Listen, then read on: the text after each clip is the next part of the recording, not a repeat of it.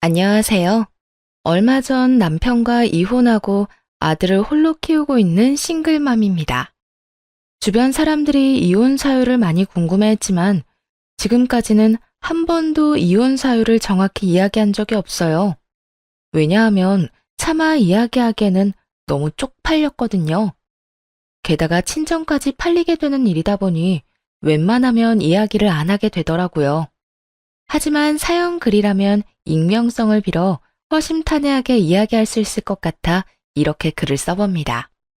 저는 평범한 중소기업의 직원으로 남편과는 사내 커플이었어요. 비밀 연애를 2년간 하고 결국은 결혼까지 하게 됐죠. 결혼할 때까지만 해도 이상한 점은 딱히 느끼지 못했어요. 남편도 시댁 식구들도 그저 평범한 사람들이었거든요. 아니, 그렇다고만 생각했죠.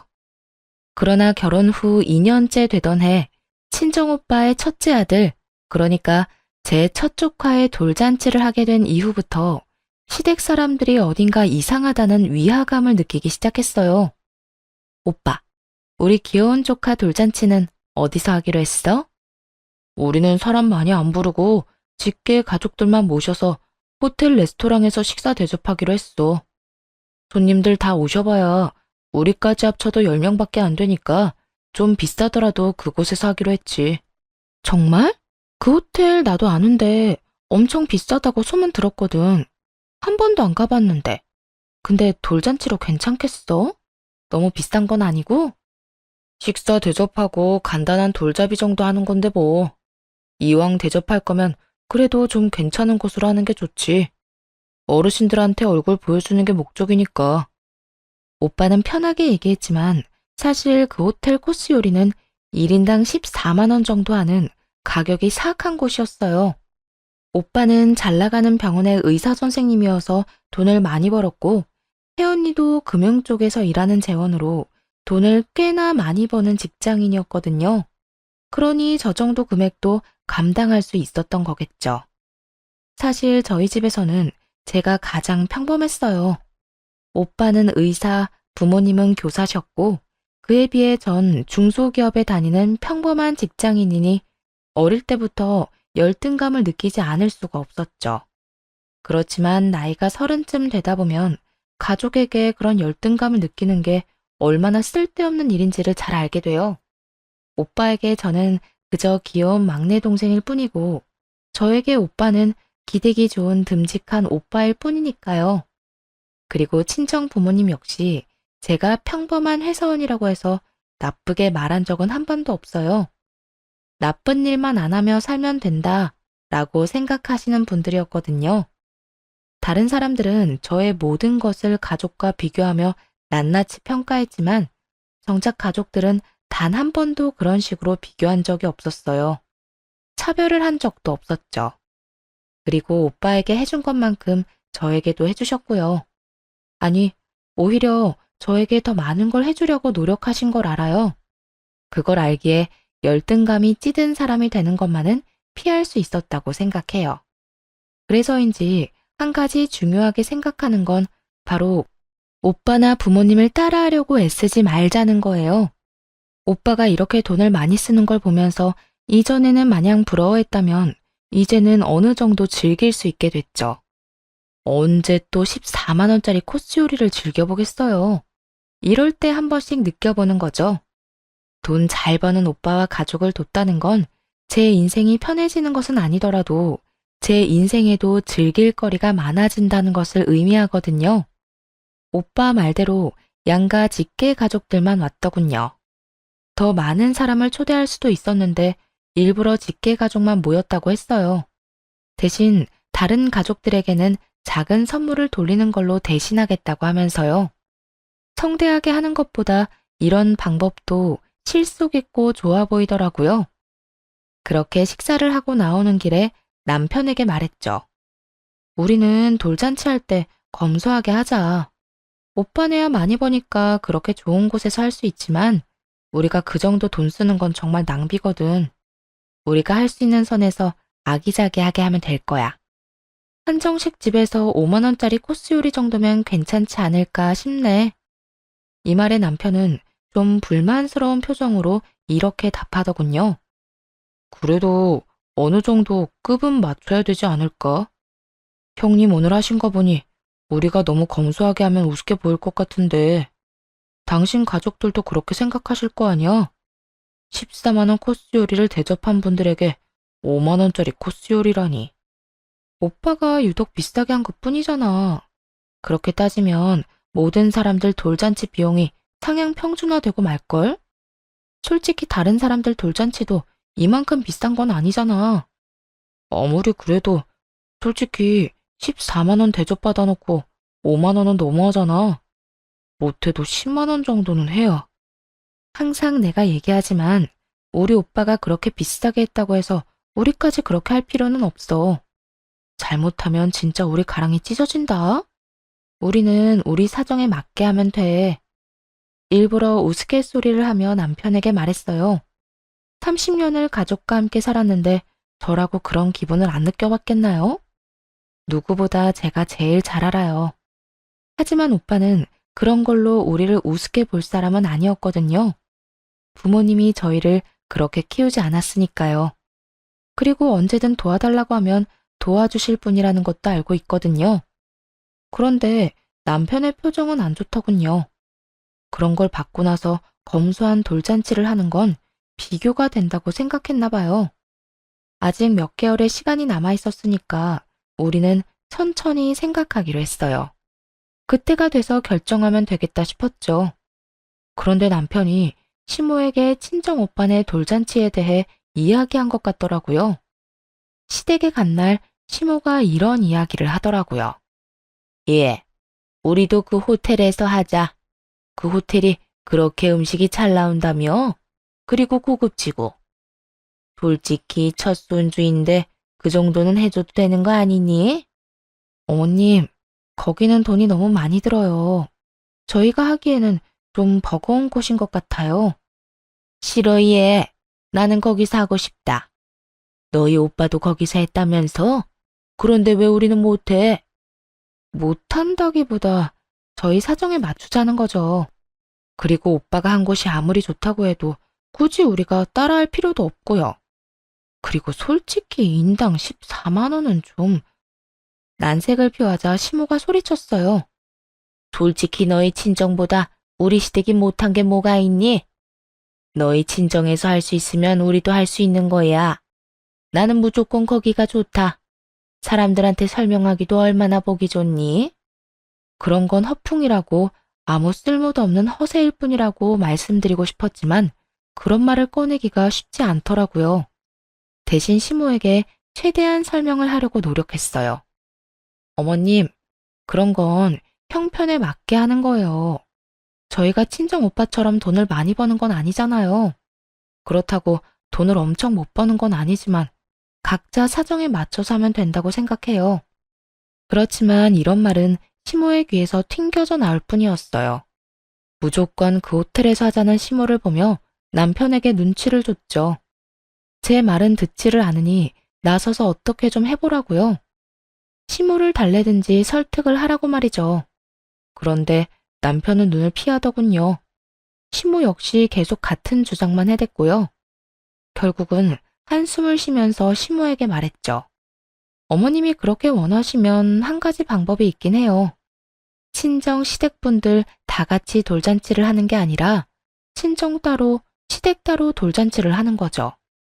제 식구는 제가 해결하고 시댁 식구들은 남편이 해결하는 방향으로요. 이 말에 남편은 당황했지만 시모는 아주 좋은 생각이라며 손뼉까지 치고는 그 자리에서 무언가를 쭉쭉 쓰더군요. 이름이더라고요. 그리고는 남편에게 주며 이야기했죠. 예, 이거 너희 돌잔치에 모실 사람들 이름이다. 이 사람들은 다 초대해야 돼. 알아들었니? 한 사람도 빼놓지 말고 다 초대해. 슬쩍만 봐도 얼추 20명은 넘겠더라고요. 다시 정확하게 세어보니 30명이었죠. 시모가 원하는 호텔의 코스 요리는 인당 14만 원. 그리고 그날 하루 초대할 사람이 30명. 대충 계산해도 400만 원이 훌쩍 넘는 엄청난 금액이 나오더군요. 그제야 정신을 차린 남편이 허둥지둥 시모에게 말했어요. 엄마, 사람이 너무 많아요. 명단에 있는 사람 좀 줄여봐요. 여기서 더 이상 못 줄여. 이 사람들 다 중요한 사람들이야. 그리고 네 아들 보여주는 건데 소규모로 할 거면 뭐 하러 하니? 무조건 다 초청해야 되니까 그렇게 알고 있어. 강경한 시모의 모습에 남편이 슬쩍 저를 보더니 말하더라고요. 여보, 미안한데 돌잔치 할 때 돈 좀 보태주면 안 될까? 400만 원이나 마련하는 거 좀 무리인데. 나한테 그런 큰 돈이 어딨어. 미리 말하는데 나는 우리 부모님이랑 오빠들 모시고 1인당 5만 원짜리 한정식집 코스 갈 거야. 이게 내 선에서는 제일 괜찮은 선택인 거고. 그러면 너무 차이가 많이 나잖아. 그리고 당신이 돈을 아끼는 건데 아끼는 비용 나한테 준다고 생각하고. 내가 항상 말했지? 우리 상황에 맞게끔 하자고. 이거보다 더 크게 하는 건 내가 봤을 땐 낭비야. 낭비하는데 돈 쓰고 싶은 생각 없어. 차라리 그 돈 모아서 우리 애한테 더 좋은 거 입히고 더 좋은 거 먹이는 게 낫지. 저는 거절을 하고 시모는 무조건 거기서 해야 된다며 떼를 쓰고 중간에서 고통받던 남편은 제 말이 맞다고 생각했는지 시모를 향해 쏘아붙였어요. 엄마, 진짜 부를 사람 좀 줄여야 돼요.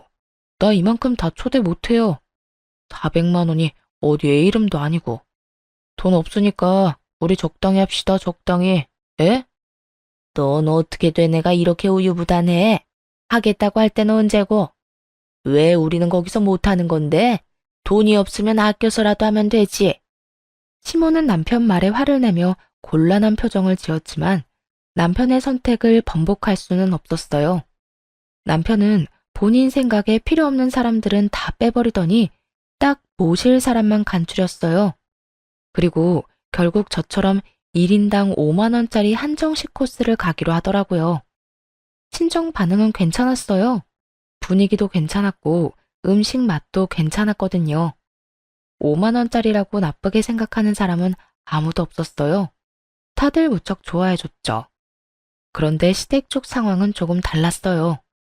시모가 여전히 안 좋은 표정으로 분위기를 망치고 있으니 모든 사람들이 시모 눈치만 보더군요.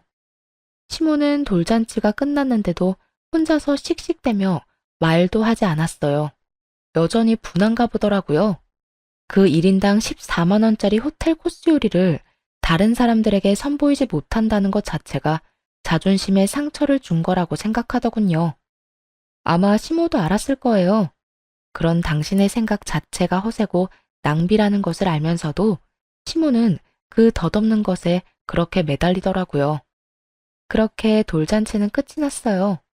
친정 쪽에서는 아이의 미래를 위해 축복을 해주고 덕담을 해주었지만 시댁 식구들은 가라앉은 시모의 표정 때문에 제대로 된 축복도 대화도 나누지 못한 채 체할 것 같은 분위기에서 밥만 먹고 헤어졌어요.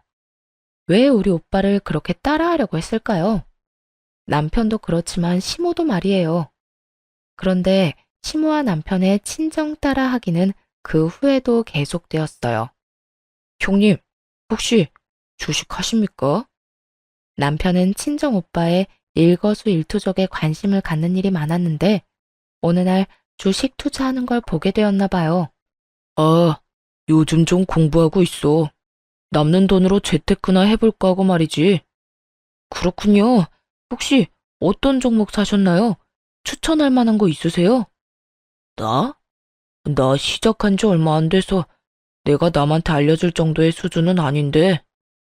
에이, 우리 사이에 그게 무슨 섭섭한 말씀이세요? 살짝만 보여주세요.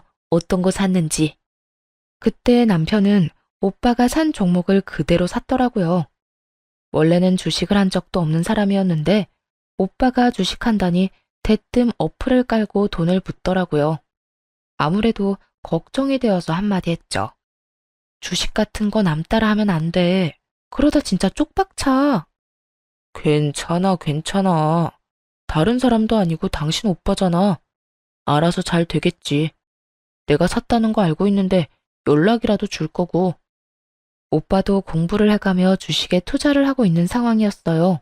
남편은 투자라고는 한 번도 해본 적이 없는 사람이었는데 오빠가 한다는 이유만으로 따라 시작하더군요. 전 분명히 말렸어요. 하지 말라고, 아무나 하는 거 아니라고. 잘 모르면서 시작하면 안 된다고 말했죠. 아니나 다를까 귓등으로도 안 듣더라고요. 자기랑 우리 오빠가 뭐가 다르길래 왜 자기는 못하냐고 그런 말만 할 뿐이었죠. 그런데 시모는 더 심했어요. 저희 친정엄마를 따라하려고 열심히 노력하더라고요.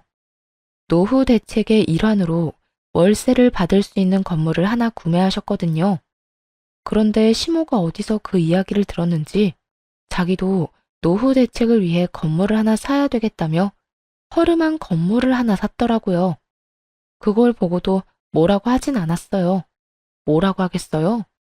자기 돈 쓰는 거 자기 자유고 경고는 미리 다 했다고 생각했죠. 그렇게 몇 달이 지나서 이번엔 친정아버지의 생신날이 되었어요. 친정에서는 돈을 모아서 아버지 생일에 여행을 가기로 한 상황이었죠. 해외여행을 가려면 돈이 많이 필요한데 저와 오빠는 결혼 전부터 모으고 있던 통장이 하나 있었거든요. 매달 5만 원씩 꼬박꼬박 넣어서 지금은 500만 원이 된 통장이 하나 있었죠. 그리고 거기에 오빠가 1000만 원 정도를 더 보태고 친정 부모님이 나머지 금액인 1500만 원을 더 보태서 어른 6명과 아이 둘이 여행을 가게 된 거예요. 솔직히 저는 결혼 전부터 모은 그 통장을 제외하곤 따로 돈을 내진 않았어요. 저와 남편 몫을 부모님이 내주셨거든요. 그렇게 6박 8일 동안 유럽 여행을 다녀왔죠. 정말로 돈 한 푼 안 내고 해외 제대로 다녀온 거죠. 그런데 다녀온 뒤가 더 문제였어요. 예, 너희 외국 놀러 갔다 왔다며? 어떻게 돈을 그렇게 함부로 쓸 수가 있니? 돈이 넘쳐나니? 그리고 친정 어르신들만 모시고 갔다 왔다니 이게 대체 무슨 짓이니? 어머님, 그게 아니고 친정아버지 생신이라 오래전부터 모아둔 돈을 털어서 갔다 온 거예요. 그리고 저희는 돈 많이 안 냈어요. 두 사람 가는데 250만 원만 내고 갔다 왔으니까요. 돈을 많이 내든 적게 내든 너 생각하는 게 너무 웃기구나. 결혼 전부터 모아둔 돈도 결혼하면 부부 공동돈이야. 둘이서 같이 써야 하는 건데 왜 너희 집에만 쓰니? 왜 친정에만 돈을 써? 어머님, 친정에만 돈을 쓴 게 아니라 친정 아버지 생신이라 오빠가 여행을 가자고 한 거예요. 그리고 저희는 쓴 돈도 거의 없다니까요. 입에 침이라도 바르고 거짓말을 해. 어떻게 해외여행 가는데 돈을 안 내고 다녀와? 너는 항상 보면 그렇게 친정만 챙기더라.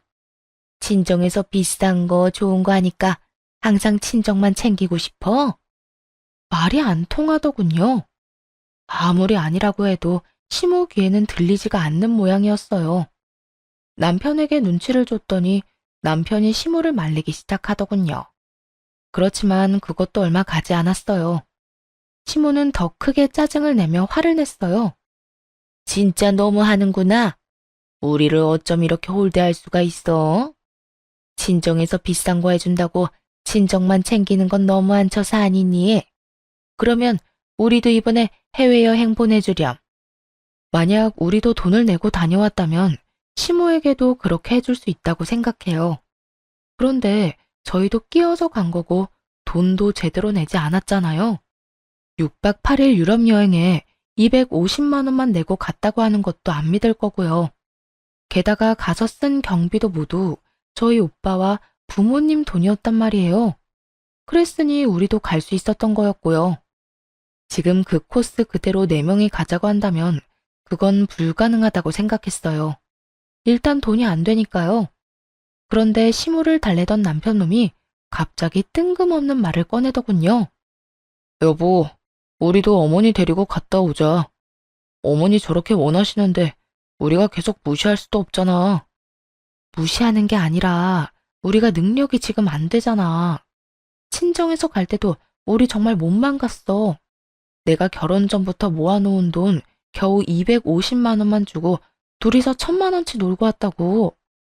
그래도 이렇게 원하시는데 계속 거절하는 것도 아니지.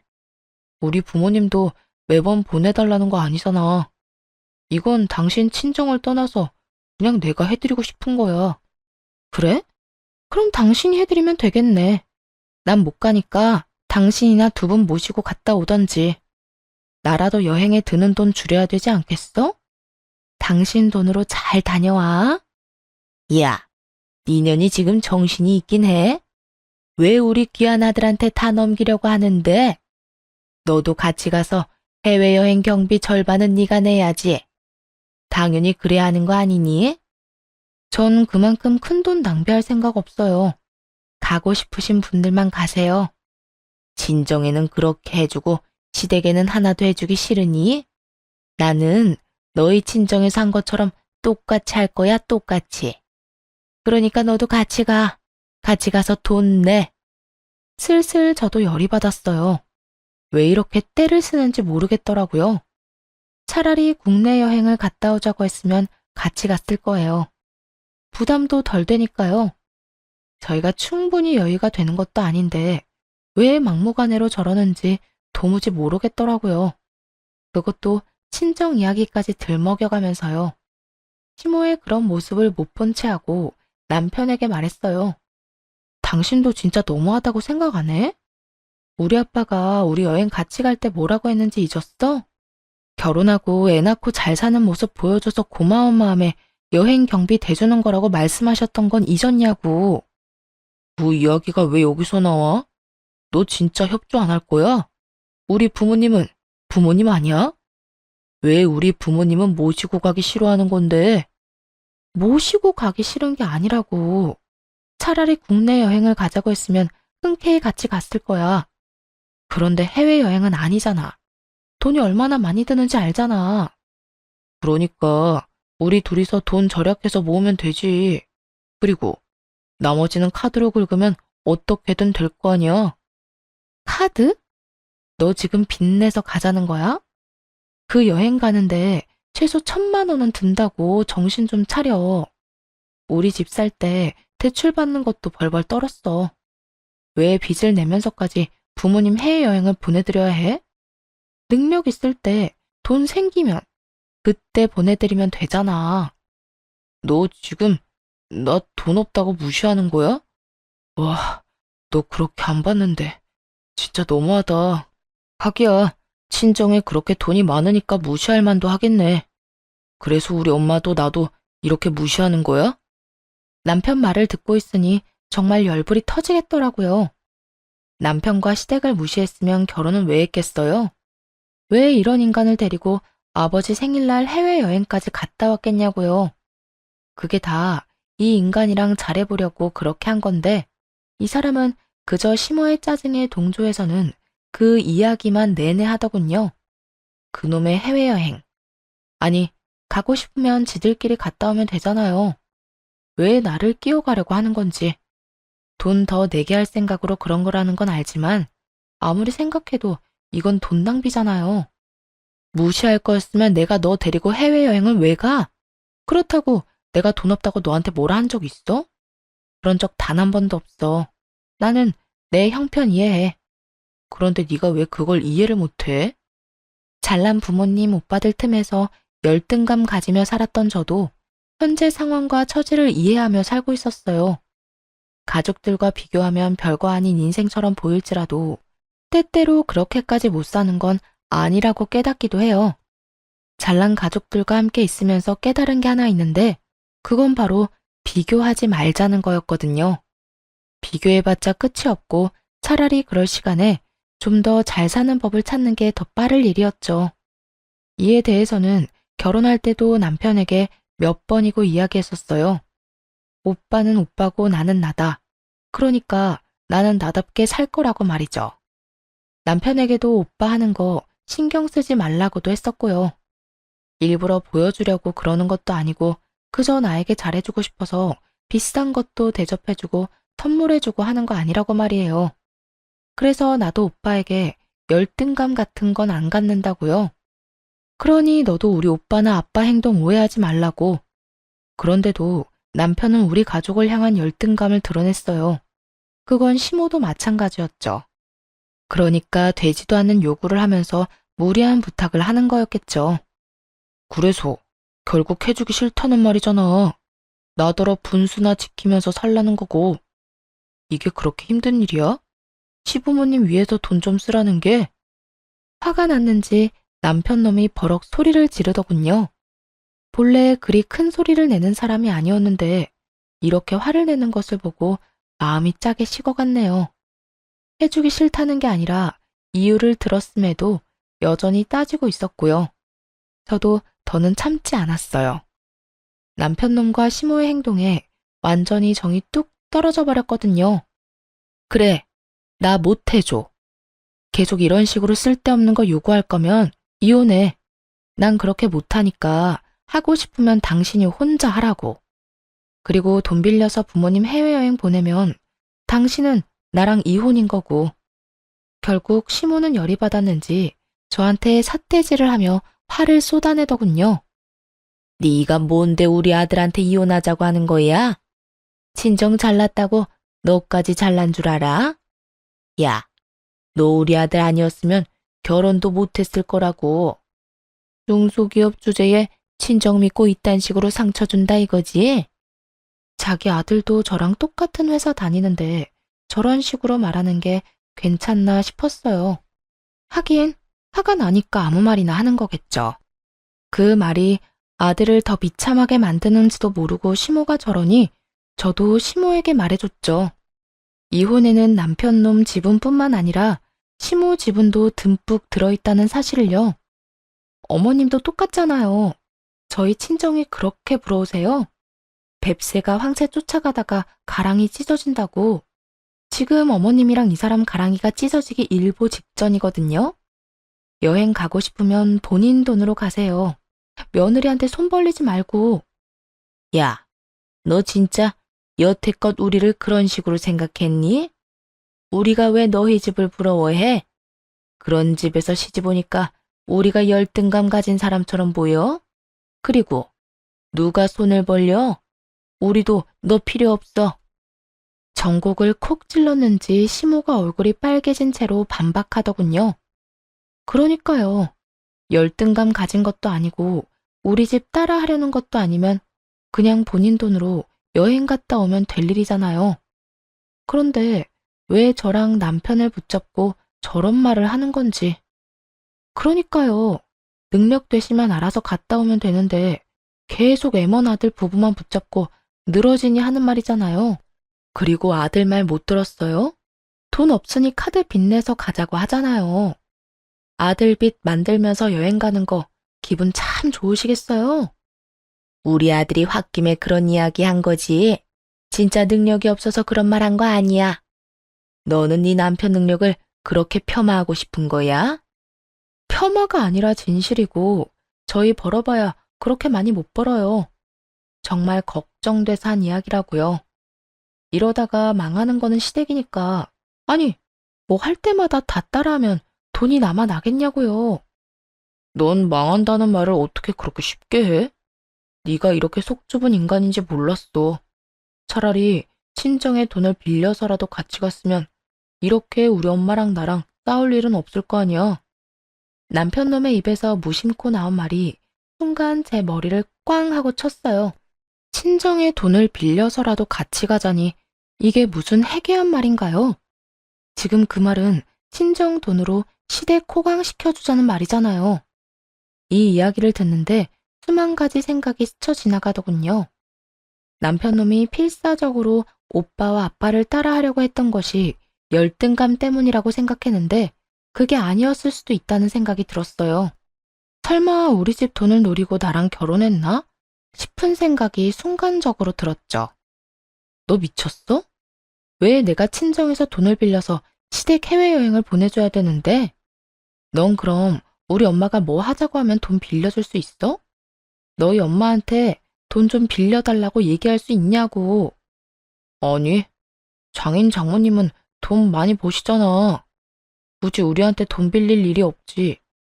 당신 우는 소리 조금만 해도 어차피 돈 주실 거 아니야. 그런 쉬운 방법을 두고 무슨 우리 부모님이랑 계속 싸우냐고. 우는 소리만 해도 돈을 준다니 딸 자식에 대한 부모의 마음을 감히 저딴 더러운 생각으로 까내리는 남편놈을 보며 분노가 치솟다 못해 완전히 터져버렸어요. 저희 부모님이 마음이 약해서 물심양면으로 지원해주는 면이 있다는 건 저도 알아요. 그래서 신혼집을 살 때도 부모님이 많이 지원해줬거든요. 솔직하게 말해서 남편 말처럼 하면 부모님은 뭐든 저한테 해주실 분이란 것도 잘 알아요. 마음만 먹으면 그 재산 빼서 남편과 시댁 배부르게 할 수도 있겠죠.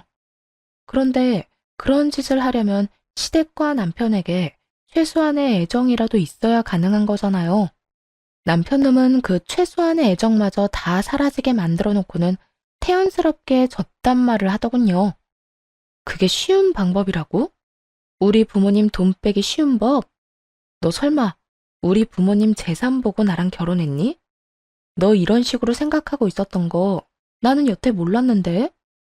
갑자기 이 결혼에 의심이 확 드는데? 아니, 말이 그렇다는 거지. 돈 많은 집에서 돈 빌려다 쓰는 게 뭐가 그렇게 어려운 일인데? 네가 말 한마디 하면 돈 척척 내주시는 분들이잖아. 그 덕 좀 보자는데 뭐가 그렇게 짜증인데? 야, 놀러 가고 싶으면 네가 돈 벌어서 가. 왜 우리 엄마한테 너희 가족 놀러 가는 비용을 대달래? 정신 나간 놈아. 공짜로 얻어먹은 게 얼마인지 기억도 안 나지? 인간이 염치가 없으면 분수라도 알아야 되는 법이야. 난 친정 돈으로 시댁 건사할 생각 없으니까 너희 집안일은 네가 알아서 해. 야, 누가 우리 집 건사하겠어? 그냥 여행만 잠깐 편하게 갔다 오자는 건데. 내 앞에서 여행의 여자도 꺼내지 마. 네가 우리 집 어떻게 생각하는지 잘 알았으니까. 애는 내가 데리고 가서 친정에서 키울 거니까 그렇게 알아. 너한테 친권, 양육권 갈 일 없으니까 괜한 기대하지 말고. 치열하고 힘든 과정이 될 거라고는 생각했어요. 시모와 남편이 양육비를 주는 것에 협조적이지 않아서 애를 데려가려고 생각하고 있더군요. 하지만 애가 두 돌 정도인데다가 제 형편이 더 유리한 상황이라 결국 제가 데려왔죠. 신혼집도 결국 팔아야 했어요. 소송할 때 남편놈과 시모를 만날 일이 있었는데 이렇게 말했거든요. 그 집 팔아서 나온 돈으로 당신 부모님 모시고 해외여행 다녀오면 되겠네. 잘됐다. 남한테 구걸해서 다녀오느니 그 돈으로 다녀오는 게 훨씬 낫지. 뭐 양육비는 잊지 말고 꼬박꼬박 보내. 이 말에 남편놈은 완전 열이 받은 눈치였는데 시모가 그걸 뜯어 말리더군요.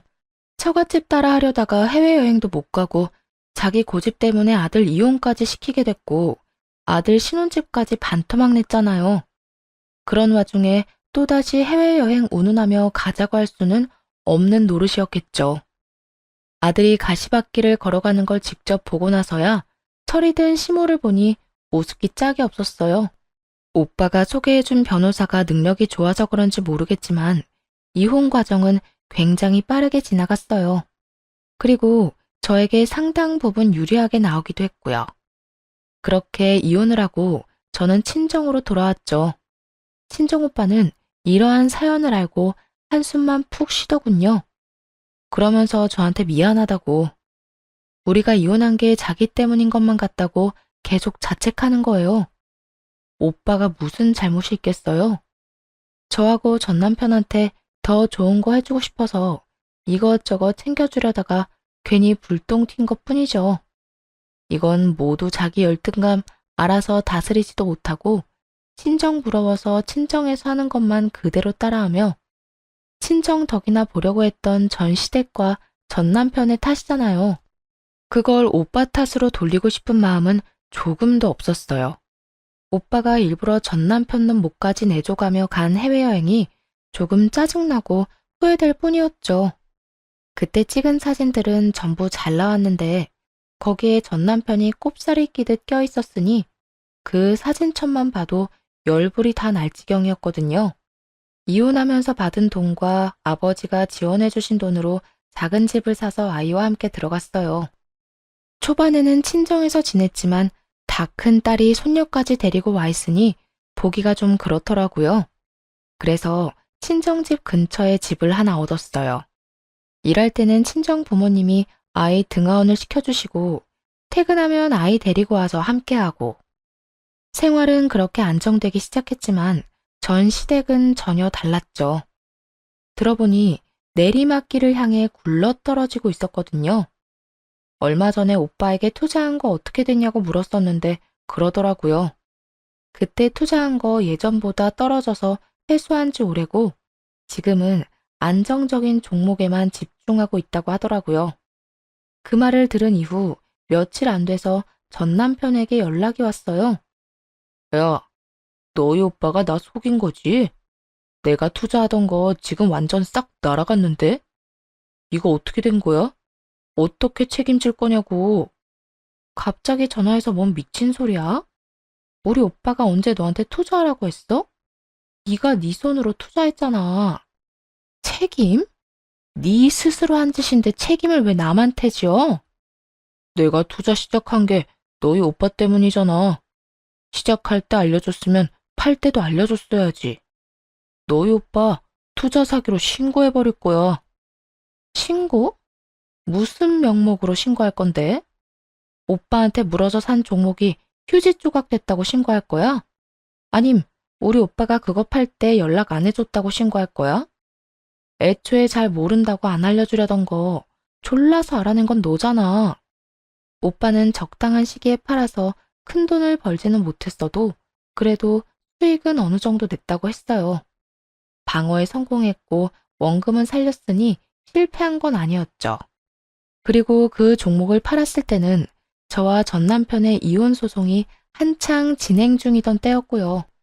알려주지 말고 할 의리조차 다 사라진 상황이었죠. 하지만 오빠만 따라하던 전 남편 놈은 고수익 고위험 투자인 걸 알면서도 제대로 된 시기에 팔지 못했고 원금마저 크게 손실봐야 했어요.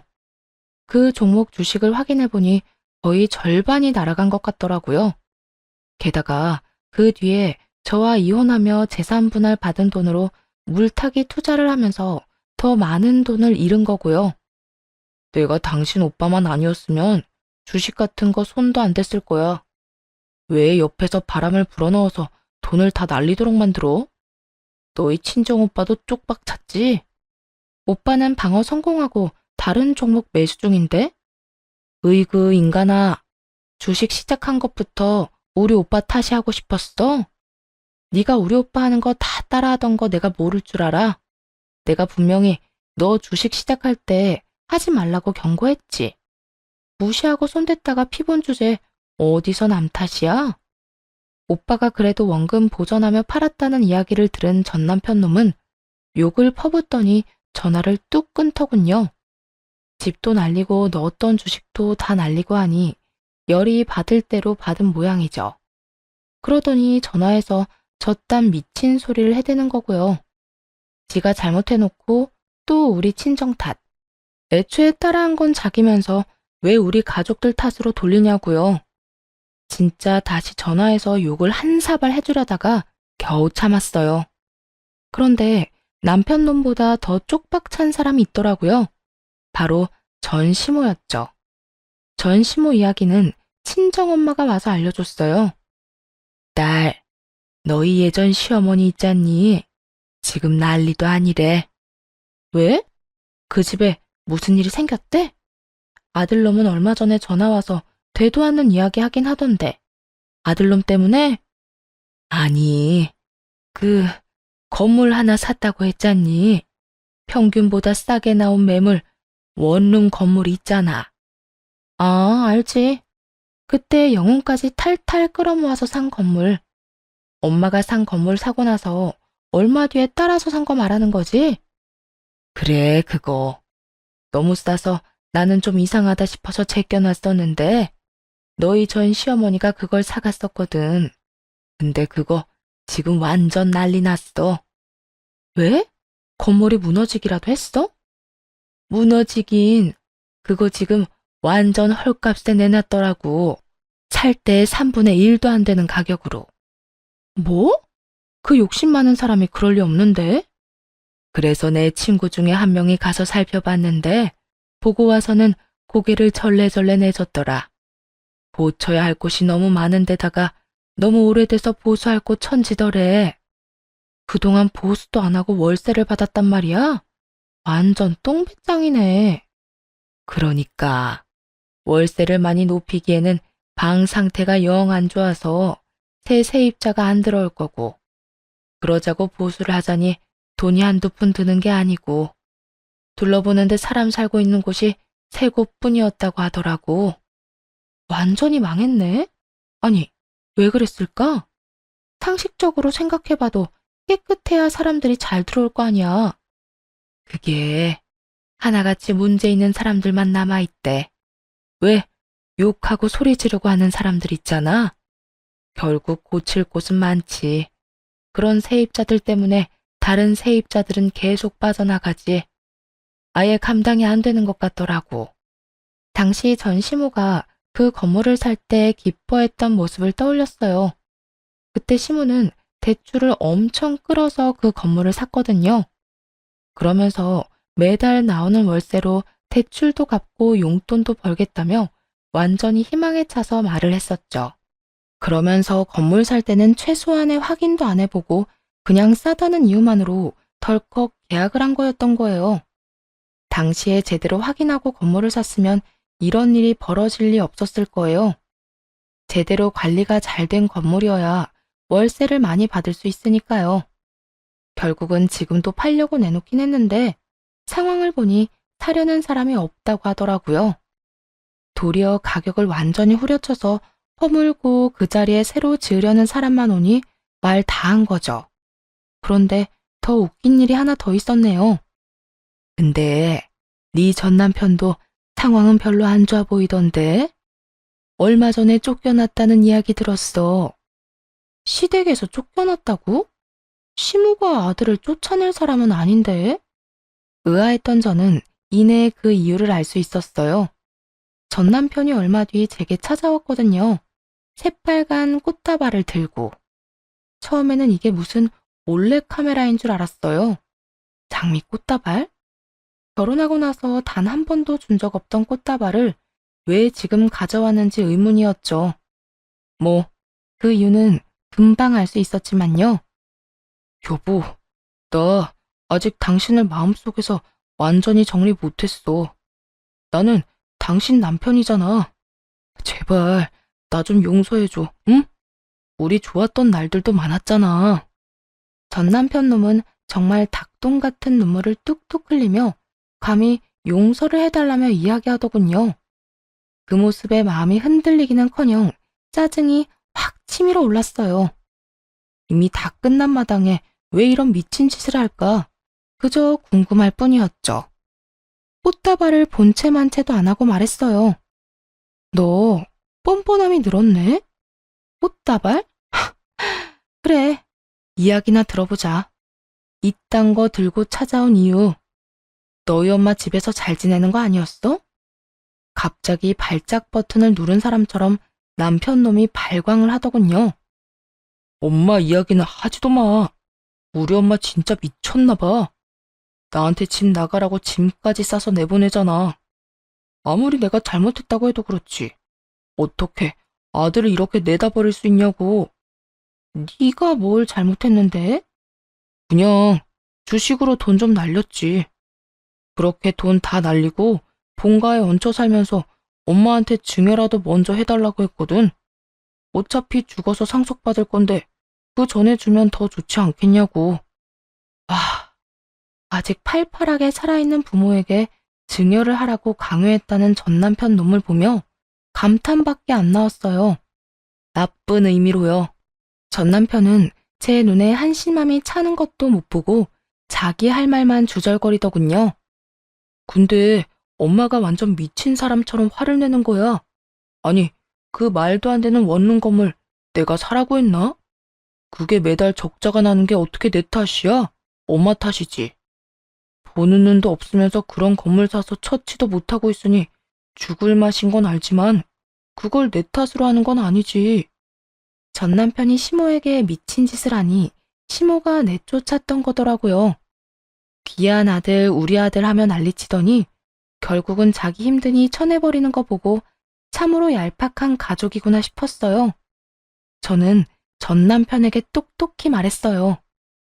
당신 이야기 들으니 확신이 선다. 절대로 거기 돌아가면 안 된다는 거 말이야. 너랑 너희 어머니 둘 다 문제였던 거 이제 확실히 알겠네. 쓸데없는 짓 하지 말고 돌아가서 얌전히 살아. 사고 치지 말고. 그렇게 말하며 저는 전 남편 놈이 가지고 있던 가방과 구두, 시계를 보며 말했죠. 월 400도 안 되는 월급쟁이가 가지고 있기에는 너무 비싼 물건들이었죠. 내가 봤을 때 넌 정신 차리려면 한참 멀었어. 돈 없는데도 그렇게 비싼 것들 차고 다니는 거 보면 이미 허영심이 머리를 꽉 채운 모양인데. 나는 남의 뒷공문이나 쫓다가 가랑이 찢어지기는 싫거든? 내가 뭘 그렇게 잘못했는데? 나도 떵떵거리면서 살고 싶었어. 비싼 거 먹고 해외여행 다니면서 돈 쓰고. 그렇게 살고 싶어서 따라한 게 잘못이라고? 네가 진짜 그렇게 살고 싶었으면 차라리 투잡을 뛰거나 승진에 힘을 쏟았어야지. 그것도 아니면 더 돈이 될 만한 직장을 찾아 이직을 했어야지. 넌 노력 하나도 안 하고 잘 사는 사람 흉내만 내고 싶었던 거잖아. 그게 뭐 어때서? 돈 벌어서 메꾸면 되는 거잖아. 내가 직업이 없는 것도 아니고. 넌 그걸로 끝이겠지. 근데 네가 만든 빚은 누가 책임져? 다른 사람들 보여주려고 가시용으로 한 행동들이 다 네 발목을 붙잡는 늪이라는 생각은 안 했나 봐. 봐! 지금도 그 늪이 네 발목 붙잡고 지옥에 끌고 가고 있는데? 그 말에 전 남편 놈이 아무 말도 못하고 바닥만 쳐다보더군요. 여기까지 와서도 못 고치는 사람들은 못 고치는 거더라고요. 이혼 부부가 왜 이렇게 많게요? 이렇게 고집만 세서는 스스로 바꿀 생각이라곤 추호도 없는 인간들이 엄청 많거든요. 게다가 고쳐야 할 사람이 하나도 아니고 둘이라면 차라리 포기하고 헤어지는 게 맞죠. 뭐하러 고쳐줘요? 내 인생 살기도 바쁜데. 어쨌든 전 남편 놈은 이 말에 충격을 받은 건지 어쩐 건지 한숨을 쉬며 떠나갔어요. 본가에서 쫓겨났다고 들었는데 아마 전 시모와 따로 살고 있겠죠. 그 뒤에 들은 소문으로는 시모가 쫓아낸 아들놈을 찾고 있다는 소식이었어요. 증여나 해달라며 난리 떨던 아들놈을 쫓아내긴 했지만 집에 돈 벌어다 줄 사람이 없잖아요. 수입이 없으니 그제야 아들놈을 찾으러 다니는 것 같더라고요. 건물은 여전히 팔지도 못하고 말이죠. 그래도 조만간 헐값이라도 팔 생각인 것처럼 보이긴 하더라고요. 금액이 점점 낮아지는 걸 보니 저는 한 차례의 결혼과 이혼을 통해서 뱁새가 황새 따라가다가 가랑이가 찢어지는 걸 두 눈으로 확인했어요. 옛말에 틀림말 없다는 걸 또 알게 됐네요. 행복은 우리 안에 있는 거지 남에게서는 절대로 찾을 수 없다고 생각해요. 앞으로도 욕심 부리지 말고 제 형편에 맞는 행복을 찾으려고요. 쓰다 보니 글이 길어졌네요. 긴 글 읽어주셔서 감사합니다. 즐거운 하루 되세요.